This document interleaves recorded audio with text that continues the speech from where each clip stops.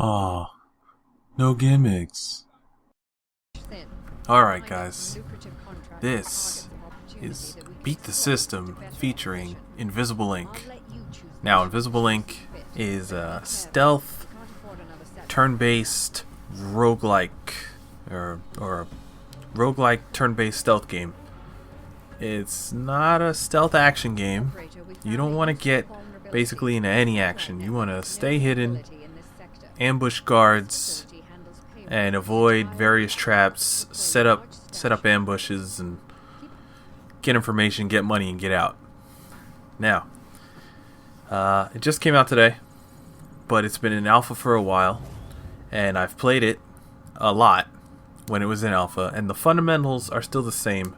So the Beat the System, is pretty valid, and I did play a lot of it to try and find out some new stuff, so I could put it in this guide for you. So, first things first, the most important thing of Invisible Ink is peek first. Now, peek is a command in the game. They teach you how to do it in the tutorial, but they never say this is the most important fucking thing to do in the whole fucking game. You want to peek around every single corner. You can peek through doors. You can peek from next to a door.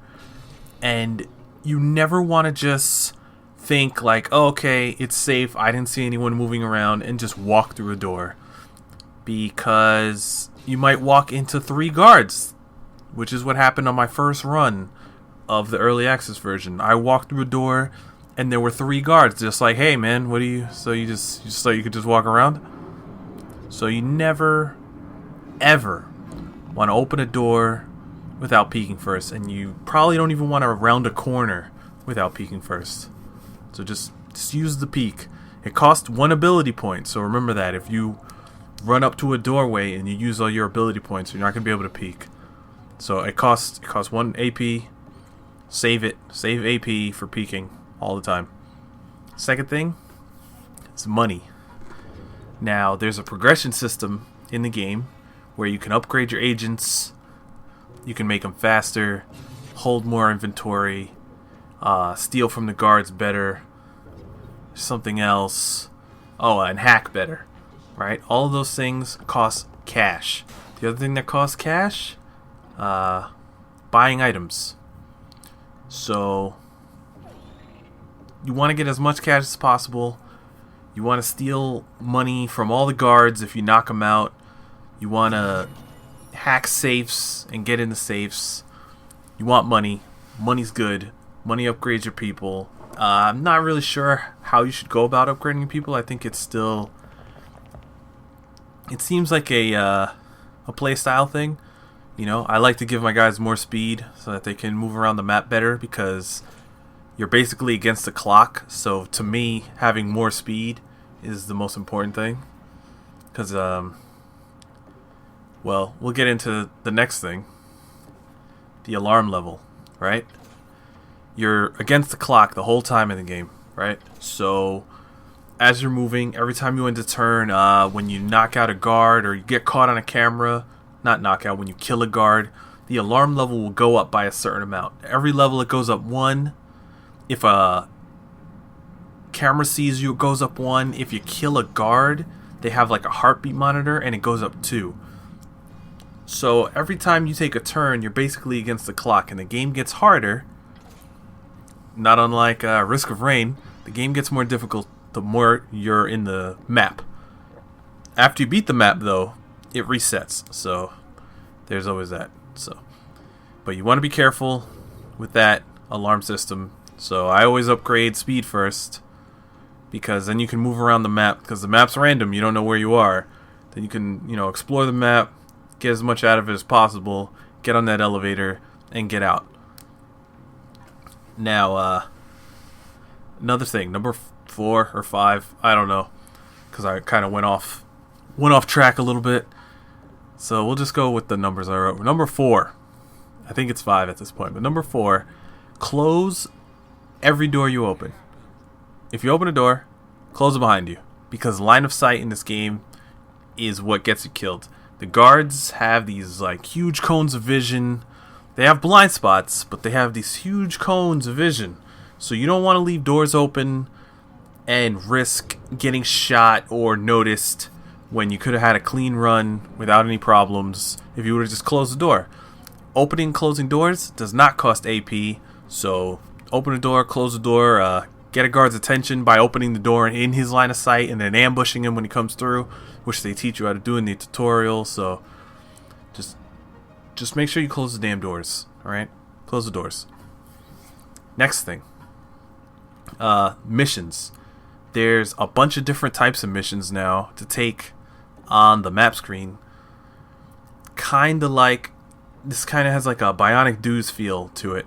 And I know a lot of people didn't play Bionic Dues, but it had this gorgeous map where you chose your missions based on proximity.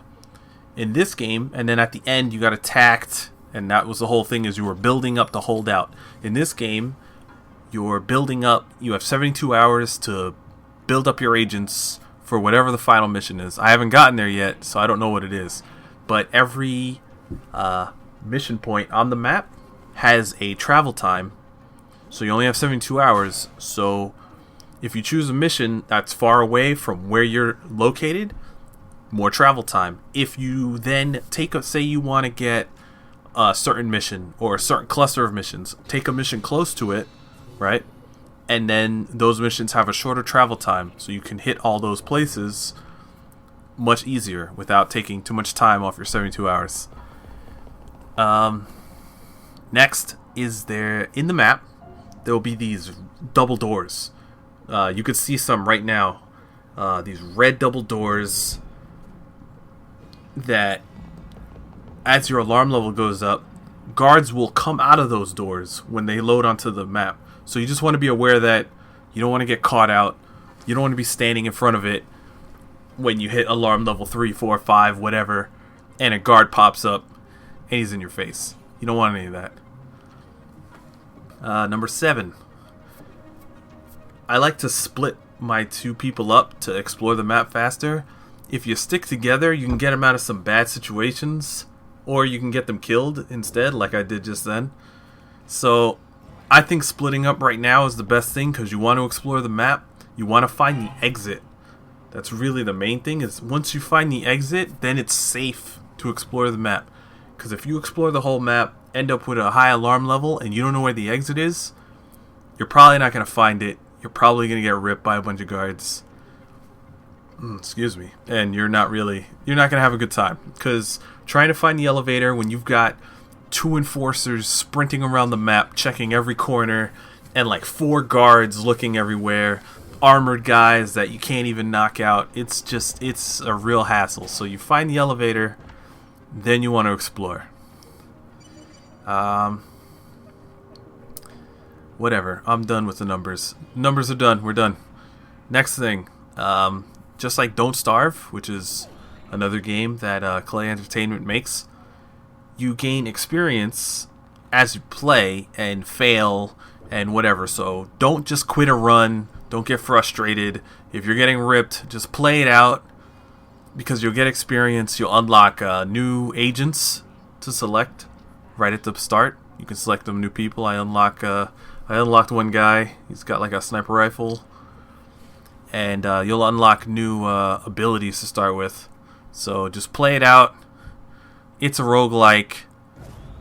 You're going to die. That's fine. That's part of the fun. You'll learn stuff. You'll unlock stuff. It's no big deal. And the last thing, because I had a run-in with them while I was playing, armored guards. Armored guards are dangerous as all hell. Fuck armored guards. You are not capable of dealing with them with your little taser thing, because it needs some sort of like fucking armor pen or something, and you don't have it. So you go to shock them, and they just are like, nah. Even if you take over a turret, the turret shoots them, and they just look at the turret and they shoot it, and they blow up your turret, and then you don't have a turret no more, and you're upset. So if you see armored guard, even an enforcer, I'm pretty sure you can just stun and put him on the ground. Armored guards, leave them alone. Unless you somehow have an upgraded version of the taser or a fucking gun that has some armor piercing or something, just don't mess with them. Now I'm going to go through some of the alarm levels that I've seen, because that's really what keeps you on your toes. Is not only, you can't just take your time. You can't just take your time and wait it out and watch enemy patterns, because you've got this damn alarm level going up. You're on the clock the whole time. So at alarm level 1, extra cameras will turn on. Now you have, like, I think one turn. Like, if they turn on when you're in the same room, that first turn, you can hack them before they get a look at you. After that turn, they're going to be on. They're going to spot you. Alarm level 2, firewalls all add like another layer of protection on everything. So if it costs 1 to hack, like a safe or something, it's going to cost 2 now. Alarm level 3, 1 extra regular guard will show up behind those double doors somewhere and start roaming the map looking for you. Level 4, you get an elite enforcer, which is like, he's not armored, but he's super fast, and he has like a shotgun, and he runs around the map, and he has a lot of movement speed. And at level 5, because I haven't gotten to 6 without getting my ass handed to me, level 5, you get 2 elite enforcers at the same time spawn, and now you've got like a shit ton of guys running all over the damn map, and it's not a good time. You got a party of fucking guards, and it's just like the 2 of you, and it's just bleh, bleh, bleh, bleh, bleh. It's not good. So we're gonna go back through them without numbers, because we said fuck numbers. Peek first. That's the first thing. Peek first. Always peek first. Just don't be crashing through doors. You will die. Just peek. Always. Money. There are missions. All the missions are self-explanatory when you're on the map. So there are missions where you can get a lot of money. I suggest taking those. Don't go to a mission where you can spend a lot of money before you went and, actually got some money. So go steal a lot of money, then go to the missions to buy stuff, then go to the missions, to unlock agents, all types of stuff. But make money, because making money upgrades your guys. Make as much money as possible. Doors and safes are free actions, so I just have that written down. I just wanted to tell you, I have it written down. That's important to know. Open and close doors as much as you want, and if you're next to a safe and you have 0 AP, you can still use it. Number 4 or no number, whatever. Close the damn door. Close the door. You open the door, go through it, right? Stop, close the door. It doesn't cost you AP, then keep it moving. Don't just open the door and then move away from it. You can close the door from right in front of it or either side of it, so just fucking close the door. Remember that you have 72 hours. If you want to do a mission, move close to it and try to do a cluster of missions to lower the amount of travel time you take, because then you'll get more missions done that way. Watch for red double doors. That's where guards spawn, so you want to make sure you recognize them on the map and don't have your guy hanging out there when the alarm level goes up, and then all of a sudden, you're in trouble. You don't want to do that. Split up. I mean, you can stick together. This is just a suggestion, but you want to explore the map. You want to find the exit. So I usually split up, take one door, take another door, and try to find the elevator so that I know, okay, that's the way out. Then you can go exploring. Then you can group up. But yeah, in the beginning, I like to split up real quick and find as much information as possible. If you get lucky, like I did right here, you can hack a bunch of cameras because you find the console, and then you're good to go and you find the whole level, but you don't always get that lucky. Watch out for, the alarm levels, and remember to stick with it. It's a roguelike. You're going to die. That's part of it. Clay does make some hard games. Don't Starve for me was a fucking really hard game, so I don't know. But you gain experience by playing. So just play the game. You'll unlock stuff. You'll have a good time. And number 10 or no numbers or whatever, stay the fuck away from armored guards. Damn, they're strong. You can't. Your weapons are fucking useless. So yeah, just avoid them. They're a pain in the ass. I've only seen one, but he was on like the first mission I chose, and it wasn't even like a very guarded. It was like a normal guarded stage, so I don't know why he was there. Maybe it was a very guarded. I don't know. But yeah, that's it.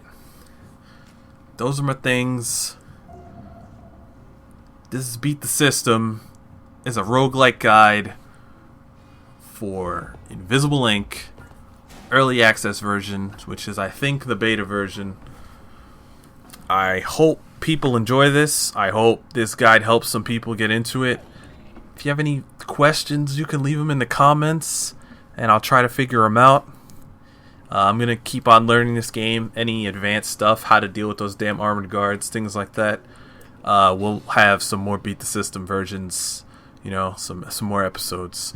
So if you like it, give it a thumbs up. If it helped you out, or maybe it got you into Invisible Inc., subscribe. Doesn't cost you anything to follow me, so you might as well subscribe.